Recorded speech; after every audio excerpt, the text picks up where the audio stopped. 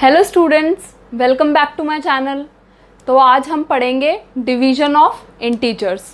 तो अभी हमने फर्स्ट क्लास में तो हमने इंट्रो करा था, फिर हमने बेसिक प्रॉपर्टी ऑफ इंटीजर्स की थी, फिर हमने एडिशन और सब्ट्रैक्शन की प्रॉपर्टीज़ की थी, फिर हमने मल्टीप्लिकेशन की भी प्रॉपर्टीज़ की थी। तो वो सब चीज़ तो अब कंप्लीट हो गई। अब हम करेंगे डिवीज़न कैसे करते हैं हम इंटीजर्स की, और उसके बाद उसकी प्रॉपर्टीज़ पढ़ेंगे डिटेल में। तो आज हम पढ़ेंगे division of integers. Division of integers भी जो नॉर्मल डिवीज़न होते हैं, जैसे हम बचपन से करते हुए आ रहे हैं, पहले हम वो देखेंगे। उसके बाद मैं आपको साथ साथ में बताती जाऊंगी और समझाती जाऊंगी कि हमें इंटीजर्स का डिवीज़न कैसे करना है। तो फर्स्ट हम ले लेते हैं 8 डिवाइड बाय 4। अब जब हम डिवाइड करते हैं तो हम ऐसे करते हैं,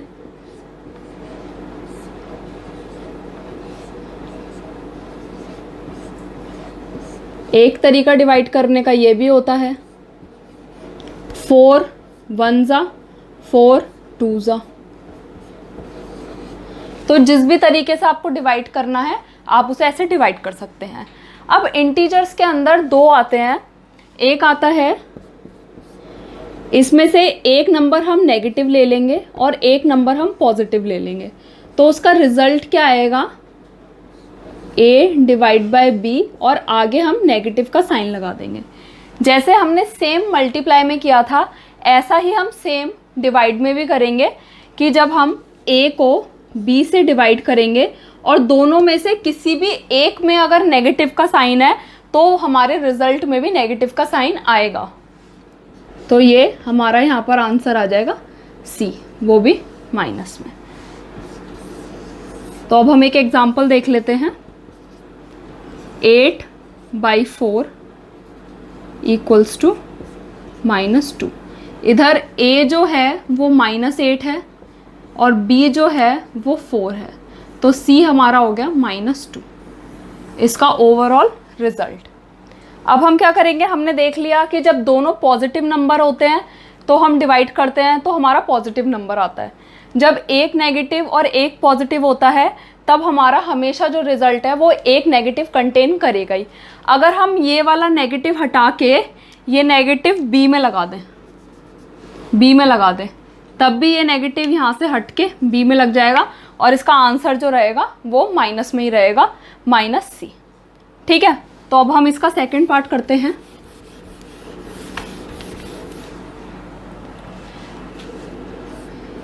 a divide by -b equals to a divide by b। अब सेकंड कंडीशन ये है इसके अंदर कि जब दोनों में नेगेटिव आएगा, तो मैंने आपको बताया था जब दो नेगेटिव होते हैं मल्टीप्लाई के अंदर और डिवाइड के अंदर वो नेगेटिव कैंसिल आउट हो जाते हैं। तो ये हम इसे कैंसिल आउट कर देंगे, तो ये हमारा आ गया answer a divide by b। तो अब इसे एग्जाम्पल के थ्रू देख लेते हैं।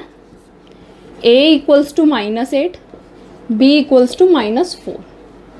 तो हमारा हो गया a by b, -8 divide by -4, minus से माइनस कट गया, ये 1 आ गया और ये आ गया 2, तो हमारा आ गया equals to 2।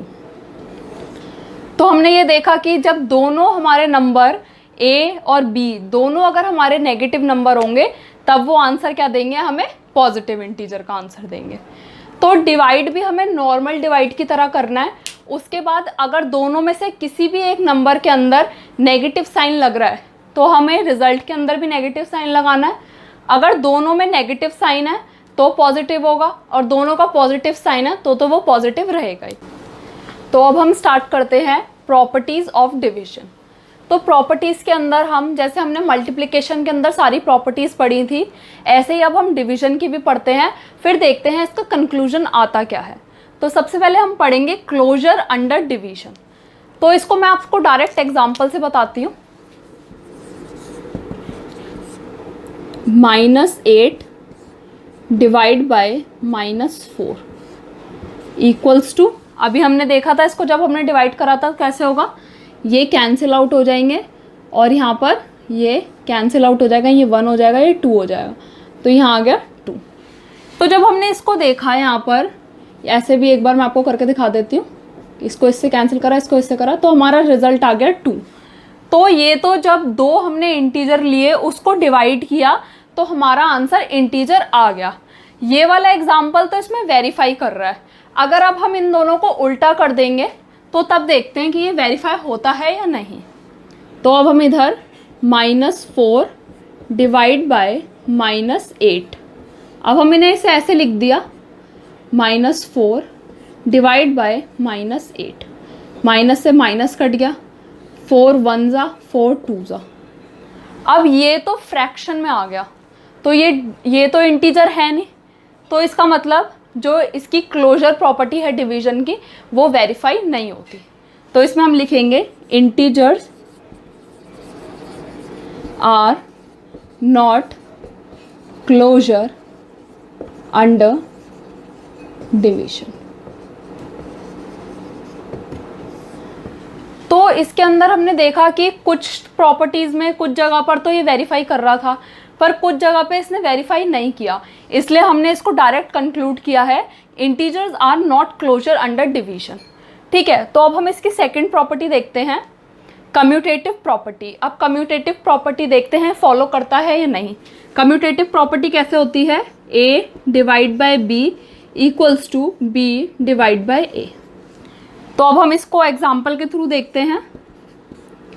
8 divide by 4 is it equal to 4 divide by 8? तो अब हम इसका देखते हैं, 8 divide by 4 equals to 4 divide by 8। यहाँ 1/2, तो ये दोनों तो इक्वल नहीं है, ये तो आ रहा है 2 और ये आ रहा है 1/2। ये 2 है और ये 1/2 है, इसका मतलब जो डिवीजन होते हैं वो कम्यूटेटिव प्रॉपर्टी को भी सेटिस्फाई नहीं करते हैं। तो अब ये यहाँ पर हम लिख देंगे integers of division are not satisfying commutative property। तो इससे आपको क्लियर हो गया होगा कि जो डिवीजन होती है वो क्लोजर प्रॉपर्टी को भी फॉलो नहीं करती और वो कम्यूटेटिव प्रॉपर्टी को भी सेटिस्फाई नहीं करती। तो अब हम नेक्स्ट देखते हैं इसके अंदर, अब हम इसकी थर्ड प्रॉपर्टी पढ़ते हैं, division by zero. Division by zero में भी दो कंडीशन है हमारे पास। एक है जब zero is divide by some integer, ठीक है, और एक प्रॉपर्टी है when something is divide by zero. अब ये ऊपर वाली जो प्रॉपर्टी है, जब हम ज़ीरो को डिवाइड करेंगे 18 से, कोई भी नंबर ले सकते हैं, 8 भी ले सकते हैं, कुछ भी ले सकते हैं, तो हमारा आंसर क्या आता है 0।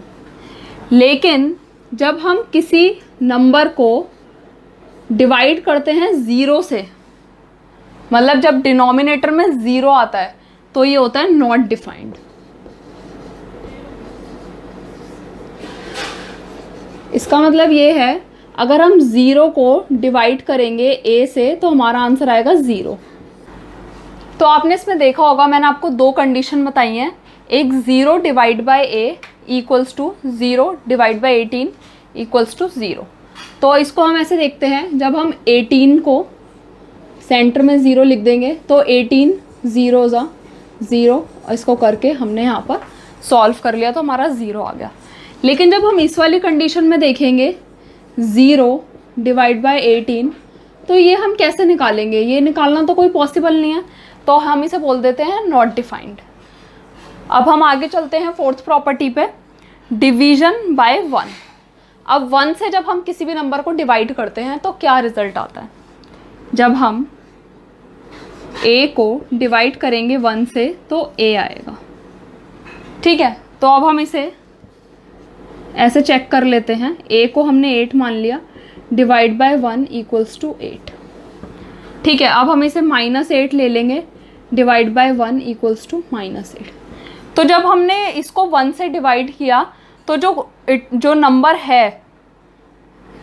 है वो ही उसका रिजल्टेंट भी होगा, ठीक है। तो ये डिवीजन बाय 1 हो जाएगा। अगर हम -1 लेते हैं तो ये सेम नहीं होगा। For -1 it is not same. जैसे कि हम इधर -8 ले लिया और हमने डिवाइड करा -1 से, तो ये कैसे होगा, -8 डिवाइड बाय -1। दोनों को हम क्रॉस कर देंगे। यहाँ जब हमने डिवाइड करा तो यहाँ आ गया 8। हमने एक्चुअल में लिया तो -8 था, पर हमें रिजल्ट में क्या मिल रहा है, 8। तो जब हम -1 से करेंगे तो ये प्रॉपर्टी नहीं फॉलो करेगी, पर जब हम 1 से करेंगे तो डिवीज़न की ये प्रॉपर्टी जो है वो फॉलो करेगी। अब हम इसकी लास्ट प्रॉपर्टी पढ़ेंगे, एसोसिएटिव प्रॉपर्टी। क्या डिवीज़न में एसोसिएटिव प्रॉपर्टी फॉलो करती है या नहीं। तो अब हम करते हैं ऐसे check, A divide by B divide by C। इधर हम ब्रैकेट लगाएंगे, A divide by B divide by C। ये डिवाइड का साइन तो सबको क्लियरली दिखाई दे रहा है ना। तो इधर हम देखेंगे, इससे एग्जाम्पल के थ्रू करते हैं हम। A equals to 6, B equals to 4 और C इक्वल्स टू 2। अब हम देखते हैं, यहाँ पर पुट करते हैं इसमें 6 divide by 4 divide by 2 equal to 6 divide by 4 divide by 2। तो अब हम इसको देखते हैं, 6 को जब हमने 4 से डिवाइड किया तो यहाँ आ गया 2 और यहाँ आ गया 3।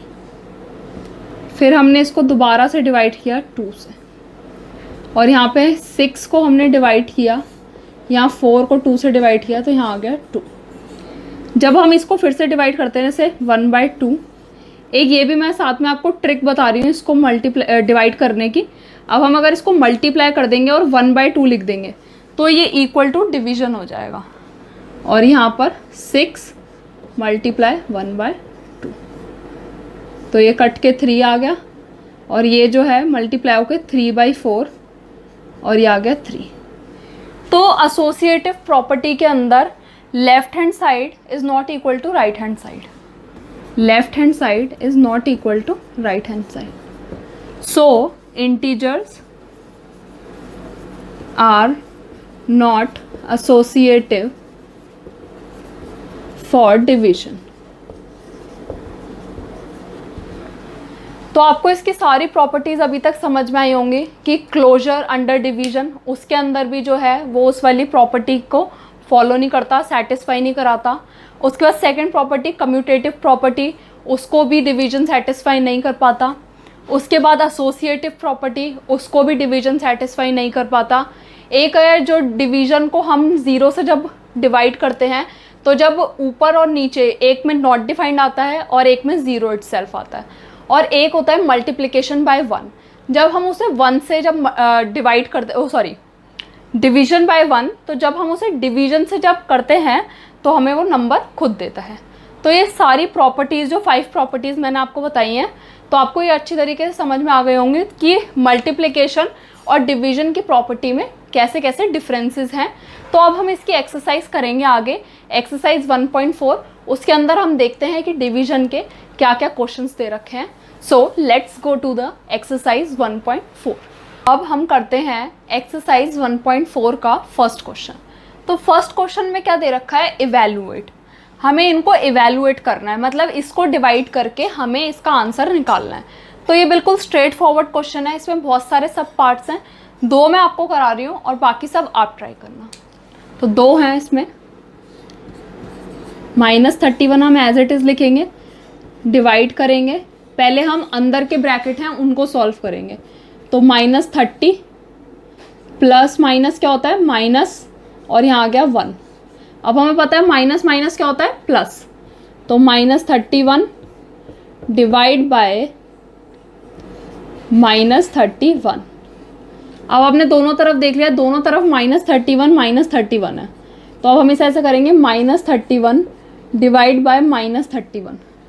नेगेटिव से नेगेटिव साइन कैंसिल हो जाएगा, 31 से 31 कैंसिल हो जाएगा, तो हमारा आंसर क्या आएगा, 1। तो देखा आपने कितना इजी क्वेश्चन था ये। बस हमें पहले जो अंदर के ब्रैकेट्स हैं उसे सॉल्व करना पड़ता है, उसके बाद हमें इसके बाहर के ब्रैकेट को सॉल्व करना है। उसके बाद है हम ये आई पार्ट करते हैं। पहले हम अंदर के ब्रैकेट सॉल्व करेंगे, -6 + 5 डिवाइड बाय -2 + 1। अब इसके अंदर माइनस प्लस है तो माइनस होगा, तो यहाँ पर 6 में से 5 माइनस करेंगे तो 1 आएगा, और साइन कौन सा कंटेन करेगा, ये बड़े वाले नंबर का।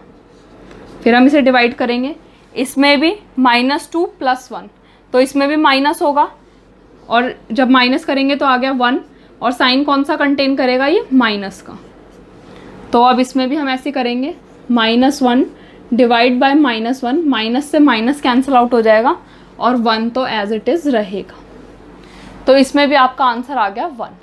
तो आपने देखा होगा कि डिवीजन को इवेल्युएट करना बहुत ईजी है, पर आपको एक सही अप्रोच लगानी है कि पहले आपको इनर ब्रैकेट्स हैं उसको सॉल्व करना है, उसके बाद आउटर ब्रैकेट को सॉल्व करके उसके बाद क्वेश्चन को डिवाइड करना है, तो आपका आंसर बिल्कुल ठीक आएगा। तो अब हम करते हैं इसका क्वेश्चन नंबर 3।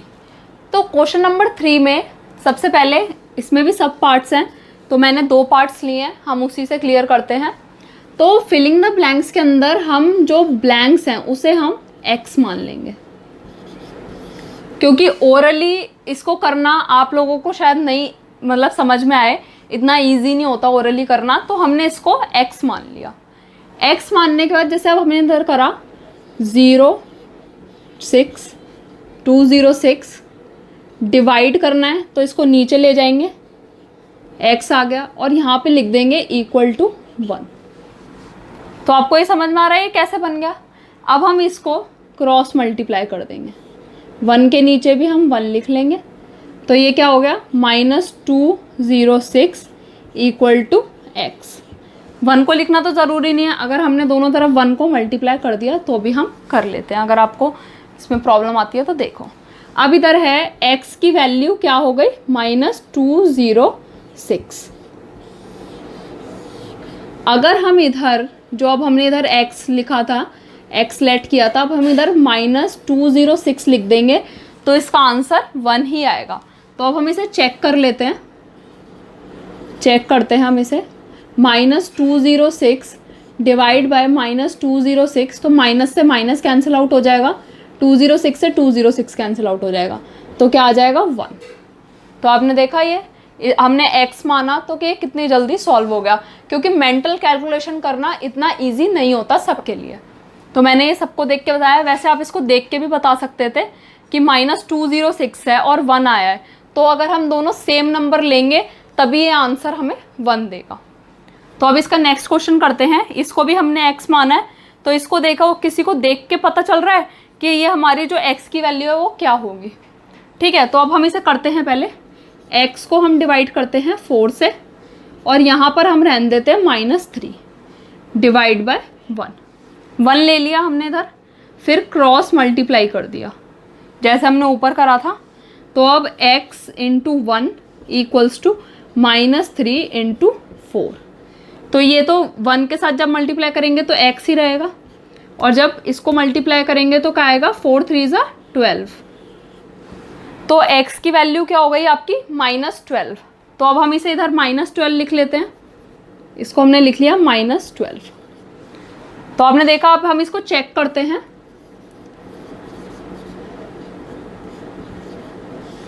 -12 डिवाइड बाय 4, तो हमें पता है 4 1 = 4, 4 2 = 8, 4 3 = 12, तो अब हम इधर लिखेंगे 3, तो ये आ जाएगा 3, और दोनों में से एक में ही नेगेटिव का साइन था, इसीलिए नेगेटिव भी कंटेन करेगा।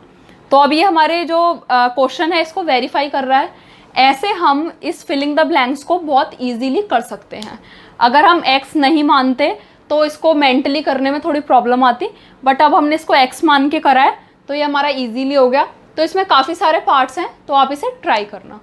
तो इसमें मैंने क्वेश्चन नंबर 2 नहीं कराया, उसमें कुछ वेरिफिकेशन के लिए दिया हुआ है, a और b कोई प्रॉपर्टी दे रखी है, उसमें आपको डायरेक्ट वैल्यू पुट करनी है, उससे आपके आंसर आ जाएंगे।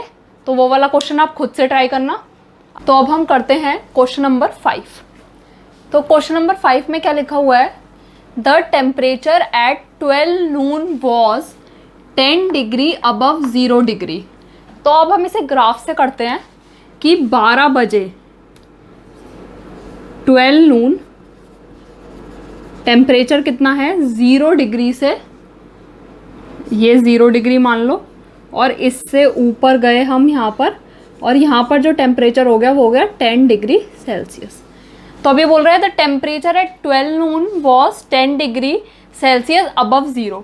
तो 0 से ऊपर 10 डिग्री सेल्सियस 12 बजे दोपहर के इतने हो रहे थे। तो अब है यहाँ पे if it is decreases at a rate of 2 degree Celsius per hour until midnight. अब ये बोल रहा है मिडनाइट कब होएगी। मिडनाइट, यहाँ पे हम मिडनाइट ले लेते हैं। मिडनाइट मतलब रात के 12 बजे। तो यहाँ पर जो है इसका टेम्परेचर अगर ये 2 डिग्री सेल्सियस पर आवर के हिसाब से डिक्रीज होगा, पर आवर के हिसाब से डिक्रीज होगा, तो जो ये बजेंगे हमारे मिडनाइट के 12, तो उधर इतना टेम्परेचर इनका कितना होगा। उसके बोल रहा है at what time would be the temperature 8 degree Celsius below 0। अब ये पूछ रहा है कि यहाँ से यहाँ तक तो बहुत ज़्यादा भी हो सकता है, कम भी हो सकता है, लेकिन जब ये टेम्परेचर 8 डिग्री सेल्सियस हो तो टाइम क्या होगा। तो इसके अंदर अब हमें 2 चीज़ें पूछी हैं इसमें। फिर पूछा है what would be the temperature at midnight. तो ये पूछ रहा है कि मिडनाइट में टेम्परेचर कितना होगा और 8 डिग्री सेल्सियस पे टाइम कितना होगा। तो अब हम एक एक करके दोनों चीज़ें निकालते हैं। अब हमें पता है ये 2 डिग्री सेल्सियस पर आवर के हिसाब से डिक्रीज कर रहा है, तो 1 आवर के अंदर ये कर रहा है 2 डिग्री सेल्सियस डिक्रीज। तो मिडनाइट है, दोपहर के 12 बजे से लेके रात के 12 बजे तक कितने आवर्स होते हैं, 12 आवर्स। तो 12 आवर्स में कितना करेगा। तो अब हम क्रॉस मल्टीप्लाई कर लेंगे, यहाँ x लिख दिया, यहाँ हम करेंगे 12 × 2, x इक्वल्स टू 24। तो 24 डिग्री सेल्सियस जो है वो ओवरऑल इधर ये जो रात का जो इनका मिडनाइट का टेम्परेचर है वो इनका हो जाएगा, ये टोटल है। तो 10 तो इस पे पहले से ही था, तो x इक्वल्स टू 10 माइनस 24। ये 10 ऊपर का है और 24 नीचे का। जब ये यहाँ से डिक्रीज होना शुरू करेगा ना, तो ये तो ओवरऑल है, तो हमें 0 से लेंगे यहाँ पे, तो ये आएगा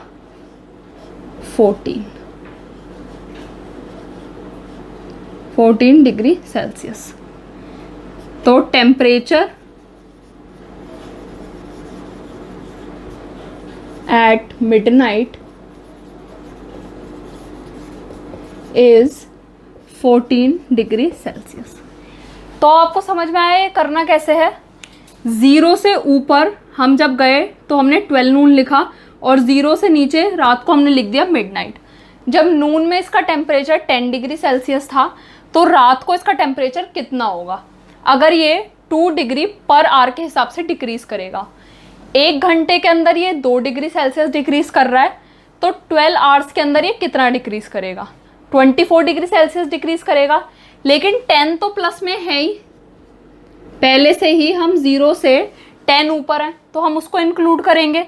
तो अगर हम यहाँ से यहाँ तक 10 हो गया, तो ये यहाँ से यहाँ तक का है 24। ये जब 10 हो गया तो यहाँ से यहाँ तक का कितना बचा, 14। अब आपको बिल्कुल अच्छी तरीके से क्लियर हो गया होगा। ये 12 से 12 का टोटल था 24, और अगर हमने ऊपर जो इधर ले लिया है 0 से ऊपर 12 लिया है, तो वहाँ का तो 10 था गिवन, और जब इसके नीचे हम लेंगे तो 14 डिग्री सेल्सियस। तो जो मिडनाइट का इनका टेम्परेचर होगा वो -14 डिग्री सेल्सियस होगा। ठीक है, अब हम इसका सेकंड पार्ट करते हैं। What time would be the temperature 8 degrees below 0। तो कब इसका टेम्परेचर -8 डिग्री सेल्सियस होगा। तो हमने देखा कि यहाँ पर मैं थोड़ा सा इसे रब कर लेती हूँ।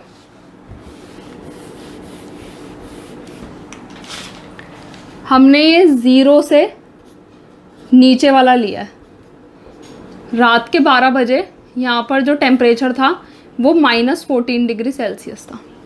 अब ये हर घंटे 2 डिग्रीज का इसका रेट था, तो अब हम इसे अगर ऊपर ले जाएंगे तो यहाँ पर 2 डिग्री डिक्रीज होएगा यहाँ 11 बजे, फिर 2 डिक्रीज मतलब हम इसे ऊपर ले जाएंगे, फिर 2 डिग्री ऊपर ले जाएंगे तो ये 10 बजे, फिर 2 डिग्री ऊपर ले जाएंगे तो फिर ये 9 बजे। तो ये कितना हो गया, यहाँ से अगर हम कम करना शुरू करें, ये 12 डिग्री, 10 डिग्री और 8 डिग्री। तो अब हमें पता चल गया कि जो 8 डिग्री सेल्सियस है ये 9 बजे होगा। तो यहाँ पर 8 डिग्री सेल्सियस 9 o'clock होगा। अब हम इसे डायरेक्ट मैथमेटिकल कैलकुलेशन से भी कर सकते हैं। जब हमारा टोटल है 14, टोटल हमारा 14 है और हमें लाना कितना है, -8। 14 है -8 है, तो अब हम इसके अंदर क्या ऐड करेंगे कि ये -8 आ जाए। तो अब हम इसके अंदर 14 + 6 ऐड करेंगे तो -8 आ जाएगा।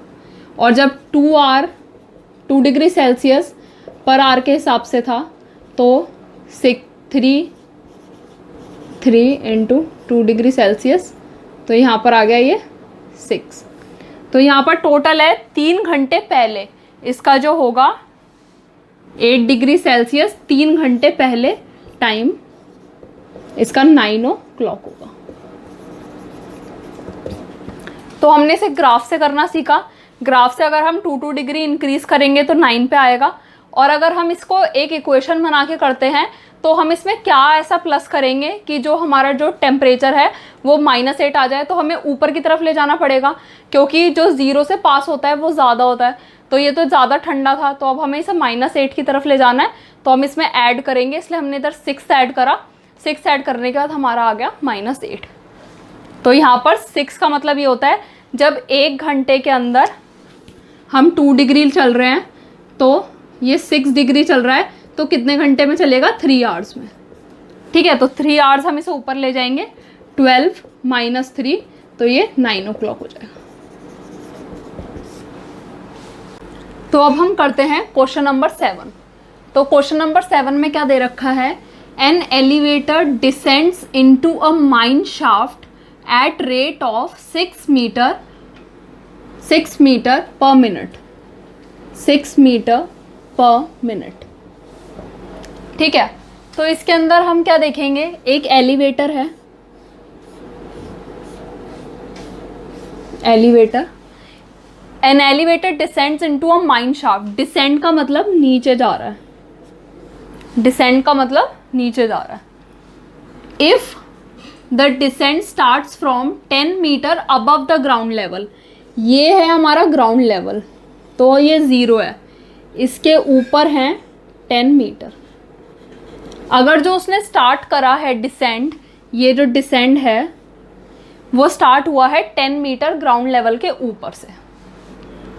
How long will it take to reach -350 metre. तो ये 10 तो है यहाँ पे प्लस का, अब ये पूछ रहा है कि उसे कितना टाइम लगेगा यहाँ इस लेवल पे -350 मीटर तक पहुँचने में। तो अब हमने देखा इसमें टोटल -350 तो ये है और साथ में 10 ये भी तो है, तो हम इसको और इसको ऐड करेंगे तो आएगा 350 + 10।